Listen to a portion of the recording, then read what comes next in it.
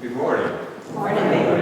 It is always indeed a pleasure to be among friends here at UU. I always look forward to spending time with you. So thank you once again for your continued hospitality and graciousness for allowing me to spend time with you.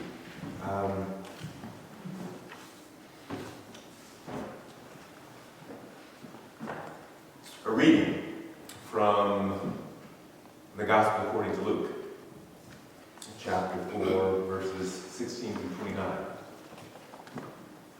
When Jesus came to Nazareth, where he had been brought up, he went to the synagogue on the Sabbath day, as was his custom. He stood up to read, and the scroll of the prophet Isaiah was given to him.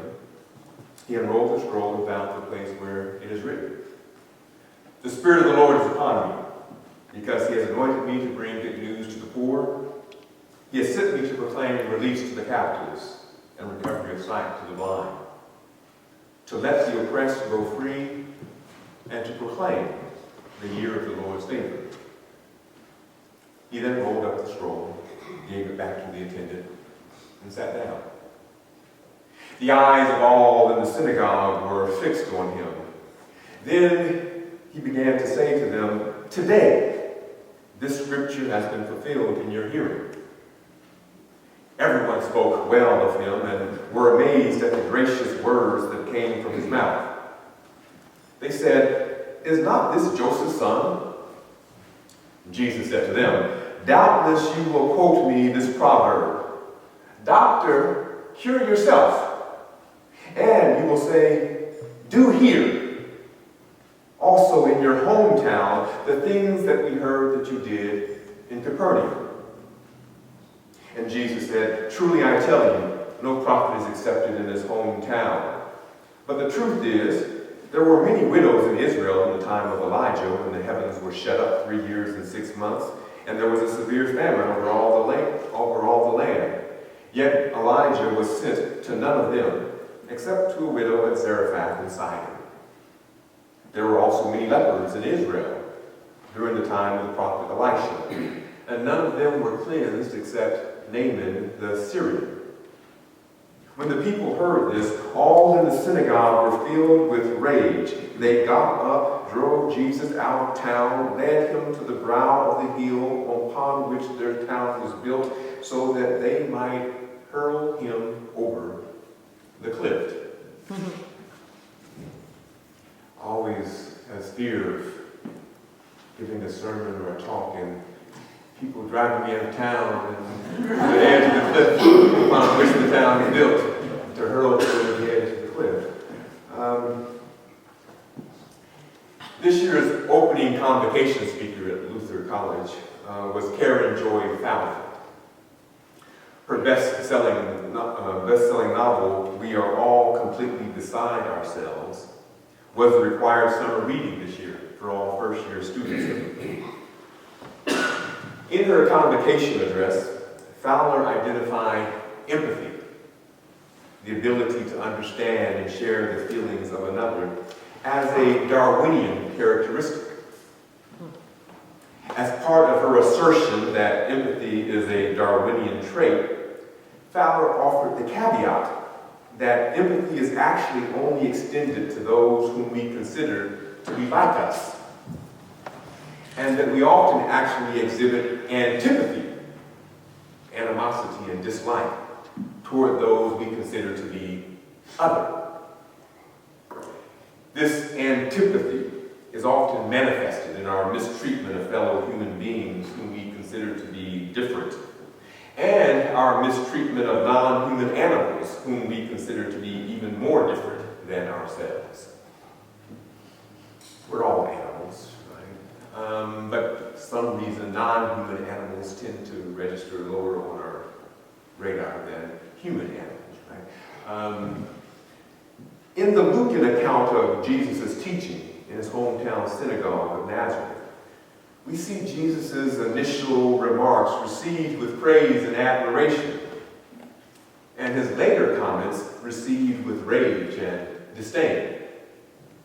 When Jesus initially asserts, "Today, the Isaiah proclamation of good news, economic and social deliverance, and divine favor are being fulfilled in your midst, the crowd gets excited and speaks well of Jesus. However, when they realize that Jesus is suggesting a divine extension of this graciousness to those considered to be different, the praise and admiration quickly turns to rage and disdain. After the crowd's initial praise of Jesus, Jesus responds by saying, "Doubtless you will quote to me this proverb, 'Doctor, cure yourself. Do here also in your hometown the things that we have heard that you did at Capernaum.'" In other words, demonstrate empathy here among those whom are like you, among your hometown people, right? Do it here among your own. The stuff that we hear that you're doing over there, among those people. It seems the point implied here is that if Jesus, a Jewish peasant from Nazareth, can demonstrate graciousness to others in Capernaum, surely he should be able to demonstrate graciousness to his own people. Reading this particular story within the larger literary context of the Gospel of Luke, it seems that the author is emphasizing and critiquing the commonly held expectation and practice of exhibiting empathy toward those we consider to be like ourselves and antipathy toward those we consider to be different. It's often this way of thinking and being that causes some people to get upset when individuals often identified as allies start betraying their own people. Why should we be so concerned with providing for immigrants? We need to care for our own people. Why should we be concerned with ensuring the safety and well-being of Muslims? We're Christians, and Islam is a false and violent religion. Why are you, as a white person, wearing a Black Lives Matter shirt? Don't you know white lives matter? And blue lives matter? People who demonstrate empathy toward so-called others are often identified as traitors by their so-called own people, and are often responded to the same type of rage and disdain exhibited toward Jesus by his hometown people, ready to run you out of town, take you to the edge of the town, and throw you off the cliff. Responses to the Black Lives Matter movement have included all lives matter, blue lives matter, white lives matter. While the response all lives matter would seem to suggest a concern for the well-being of all people, the fact that the slogan was a direct response to the phrase Black Lives Matter, rather than a direct response to the violence and injustice experienced and perpetrated against unarmed Black men, women, and children, suggests that the phrase is not an attempt to demonstrate empathy toward the victims of excessive police violence. Instead, the phrase all lives matter actually illustrates the practice of exhibiting empathy toward those we consider to be like us, and antipathy toward those we consider to be unlike us. And I believe that this practice is partly rooted in what is commonly referred to as the zero-sum fallacy.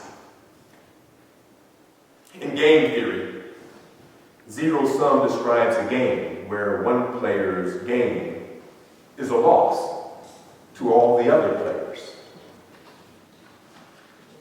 When extended to real-life practices, the principle results in the fallacious belief that all resources are fixed and limited. Therefore, one person's gain is always another person's loss. Many opponents of the Black Lives Matter movement suggest that recent demands by Black people for justice against excessive police violence somehow diminishes justice for all other people, especially for white people and for police. An underlying premise of the opposition to the Black Lives Matter movement is the unfounded belief that advocating for justice on behalf of black people somehow negates or diminishes the availability of justice for all other people. Justice, however, is not a limited or fixed resource. While we live in a society where people recite a pledge of allegiance that asserts one nation under God with liberty and justice for all, when the absence of justice for a particular group of people is illustrated and protested, often the response is to suggest that the demands for justice for that particular group of people is somehow taking justice away from other people. We can't demand justice for unarmed black men, women, and children being killed by police officers because somehow that diminishes justice for all of the police officers who do their job daily with integrity and who suffer violence. It's as though the two are mutually exclusive to one another. To advocate for one means to diminish the other. The truth of the matter, however, is that there is enough justice to go around. There is enough justice to protect unarmed black men, women, and children from excessive police violence and to protect police from criminal violence. There's enough justice for all of us. Justice is indeed for everyone.